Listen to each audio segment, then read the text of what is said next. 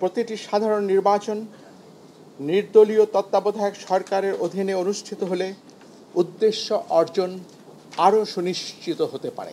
নির্বাচন যেহেতু একদলীয় ছিল, কাজে এই নির্বাচনকে সরকারিভাবে প্রভাবিত করার কোনো আবশ্যকতাও কার্যত ছিল না। সম্প্রতি ভেঙে দেওয়া সংসদের 299টি আসনে নির্বাচন প্রার্থীদের মধ্যে ব্যক্তিকেন্দ্রিক প্রতিযোগিতার মাধ্যমে হয়েছে, দলের মধ্যে নয়। 299টি আসনে 1969 জন প্রার্থী প্রতিদ্বন্দ্বিতা করেছেন। কোয়ালিটি সম্পন্ন আন্তর্জাতিক মানের still bar CSRM, committed for better still. নির্বাচন নিষ্পন্ন করা অতিশয় কঠিন একটি কর্মযজ্ঞ। নির্বাচন গ্রহণযোগ্য না হওয়ার সকল দোষ ও দায়-দায়িত্ব সকল সময় কেবল নির্বাচন কমিশনের উপর এককভাবে আরোপ করা হয়ে থাকে। একটি কমিশন না হয় অসৎ বা পক্ষপাতদুষ্ট হতে পারে, কিন্তু সকল সময় সকল কমিশনই অসৎ বা পক্ষপাতদুষ্ট হতে পারে না। 1973 থেকে হওয়া অতীতের অন্যান্য সকল নির্বাচন ছাড়াও 2008, 2014 এবং 2018 সালের নির্বাচনের বিতর্কিত সন্দিগ্ধ বিষয়গুলো বিবেচনায় নিয়ে কমিশন পরবর্তী সকল নির্বাচনগুলো সতর্কতার সাথে আয়োজনের চেষ্টা করেছে।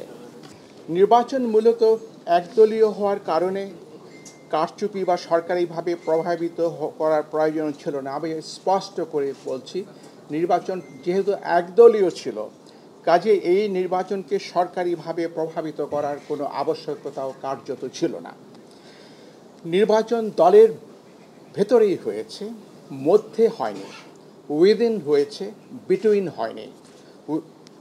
কমিশন দায়িত্ব গ্রহণের পর থেকে 2 বছর সময়ে ইউনিয়ন পরিষদের 992টি, উপজেলা পরিষদের 496টি, জেলা পরিষদের 71টি, পৌরসভার 90টি এবং সিটি কর্পোরেশনের 16টি নির্বাচন করেছে। নির্বাচনগুলোর সততা, সিদ্ধতা, নিরপেক্ষতা, অবাধ হওয়া নিয়ে অতীতের ন্যায় ব্যাপক বিতর্ক বা সমালোচনা হয়নি। উপনির্বাচন সহ জাতীয় সংসদের মোট 318টি আসনে কমিশন নির্বাচন করেছে। দলীয়ভাবে ইনক্লুসিভ না হওয়ার কারণে নির্বাচন বিতর্কিত হয়েছে, এটি সঠিক এবং যৌক্তিক। কিন্তু বাংলাদেশের 53 বছরের ইতিহাসে কোনো নির্বাচন কমিশন সংবিধান উপেক্ষা করে স্বেচ্ছায় নির্বাচন না করে বা বাতিল করে দিয়ে পদত্যাগ করেছে এবং সেই কারণে নির্বাচন হয়নি এমন কোনো দৃষ্টান্ত বা উদাহরণ নেই। সরকার বারবার বলেছেন ব্যাপক সংস্কারের মাধ্যমে নির্বাচন ব্যবস্থাকে ঢেলে সাজাতে হবে। আমি আরেকবার উচ্চারণ করে বলছি, সরকার বারবার বলছেন ব্যাপক সংস্কারের মাধ্যমে নির্বাচন ব্যবস্থাকে ঢেলে সাজাতে হবে। নির্বাচন বারংবার ব্যর্থ হওয়ার প্রকৃত সত্য কারণ এই কথাটির মধ্যেই নিহিত। কমিশনের সদস্যরা সংবিধান মেনে দায়িত্ব পালন করে থাকেন।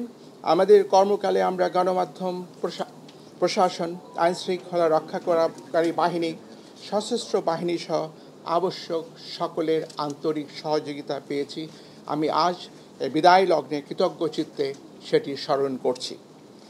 বর্তমান অতীত থেকে আহরিত অভিজ্ঞতা, জ্ঞান ও উপলব্ধি থেকে ভবিষ্যতের জন্য কিছু প্রস্তাবনা সরকারের সদয় বিবেচনার জন্য রেখে যাওয়া আমরা আমাদের কর্তব্য মনে করছি। বাংলাদেশের জনগোষ্ঠীর সমরূপতা, হোমোজিনিটি কারণে সংখ্যানুপাতিক প্রতিনিধিত্বমূলক নির্বাচনের জন্য বাংলাদেশ আদর্শ ক্ষেত্র হতে পারে। সেই সাথে নির্বাচন 4 বা 8টি পর্বে, প্রতিটি পর্বের মাঝে 3 থেকে 5 দিনের বিরতি রেখে অনুষ্ঠান করা ব্যবস্থাপনার দিক থেকে সহজ ও সহায়ক হতে পারে। আমাদের প্রবর্তিত অনলাইনে নমিনেশন দাখিল অব্যাহত রেখে নির্বাচন প্রক্রিয়ায় প্রযুক্তির ব্যবহার অপটিমাইজ করতে পারলে আমাদের ধারণায় এটি ভবিষ্যতের জন্য উত্তম হবে। অধিকন্তু প্রতিটি সাধারণ নির্বাচন নির্দলীয় তত্ত্বাবধায়ক সরকারের অধীনে অনুষ্ঠিত হলে উদ্দেশ্য অর্জন আরও সুনিশ্চিত হতে পারে।